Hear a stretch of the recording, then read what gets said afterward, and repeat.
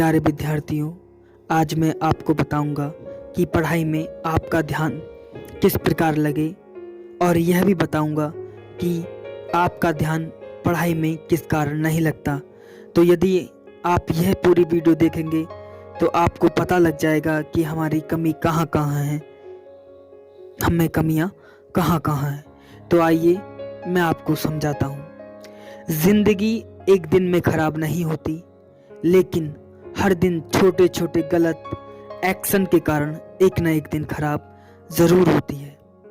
और कमाल की बात यह है कि हम सभी को पता भी नहीं चलता कि कैसे हुआ, और किसी दिन हम खुद को ही शीशे के सामने खड़े होकर देखते हैं तो खुद से ही नजरें नहीं मिला पाते और पछताते हैं कि यह कब हो गया, कैसे हो गया। दोस्तों, मेरी एक बात को हमेशा याद रखना, यदि तुम जिंदगी में सफल हो या असफल हो, ये सिर्फ तुम पर निर्भर करता है।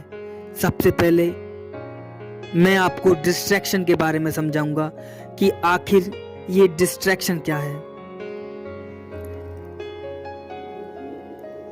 डिस्ट्रैक्शन वह सारी बातें हैं जो आपको आपकी सफलता पाने की ख्वाहिशों को बर्बाद कर देती है। डिस्ट्रैक्शन वह है जो आपको भटकाता है। तो मैं डिस्ट्रैक्शन के बारे में आपको बताऊंगा और इसको आपको ध्यान से समझना है। कि सक्सेस होने की वजह को रोकती है वह होती है डिस्ट्रैक्शन।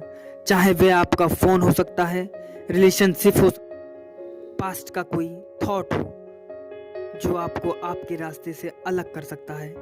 तो आज की इस वीडियो में डिस्ट्रैक्शन को दूर करने के तरीके बताऊंगा ताकि आप अच्छे से पढ़ाई कर पाएं। जब भी आप पढ़ने बैठें, एक पेपर पेन लेकर बैठें और उस पेपर पर एक टाइटल डालो कि आज मुझे 5 घंटे पढ़ना है या 7 घंटे पढ़ना है, जितने भी टाइम, या 1 घंटे पढ़ना है, इससे कोई मतलब नहीं। और फालतू के विचारों को एक तरफ कर दो।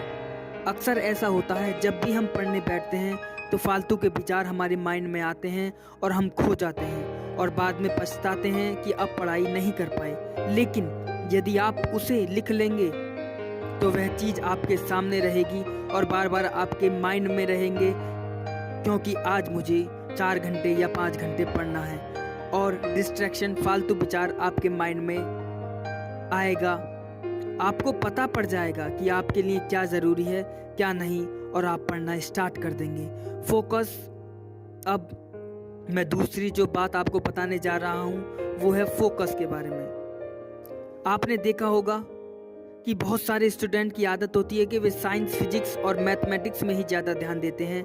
इंग्लिश और हिंदी को इजी सब्जेक्ट मान लेते हैं, आसान सब्जेक्ट मान लेते हैं और उनको टाल देते हैं और उन पर ज़्यादा ध्यान नहीं देते। वह सोचते हैं हिंदी और इंग्लिश एग्ज़ाम पेपर को 10 दिन पहले ही पढ़ लेंगे। लेकिन दोस्तों, आपको बिल्कुल भी ऐसा नहीं करना है। आपकी परसेंटेज जो है वो तो ओवरऑल यानी कि सभी सब्जेक्ट को मिलाकर बनती है।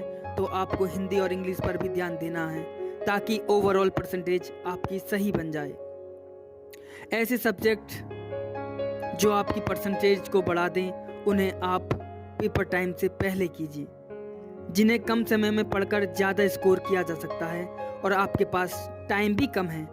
तो ऐसे सब्जेक्ट पर ज़्यादा फोकस करें। और अगला जो मैं टिप्स आपको बताने जा रहा हूँ वो है प्रीवियस सॉल्व क्वेश्चन पेपर। दोस्तों, प्रीवियस ईयर्स के पेपर बोर्ड एग्ज़ाम तो क्या, किसी भी एग्ज़ाम के लिए बहुत ज़्यादा इम्पोर्टेंट हैं।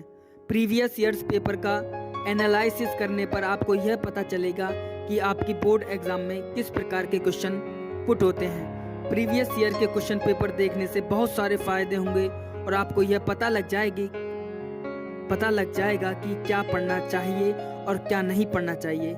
इसलिए आपको प्रीवियस ईयर्स क्वेश्चन पेपर ज़रूर पढ़ने चाहिए और उसमें जो बहुविकल्पीय प्रश्न होते हैं वो और भी ज़्यादा महत्वपूर्ण होते हैं। तो आप उन्हें ध्यान से पढ़ें और जो मैंने आपको ये टिप्स समझाई हैं इस पर अपना एक दृढ़ निश्चय बना लें कि मुझे 4 या 5 घंटे ज़रूर पढ़ना है और आप देखेंगे कि आप क्लास के सबसे टॉपर बन जाएंगे।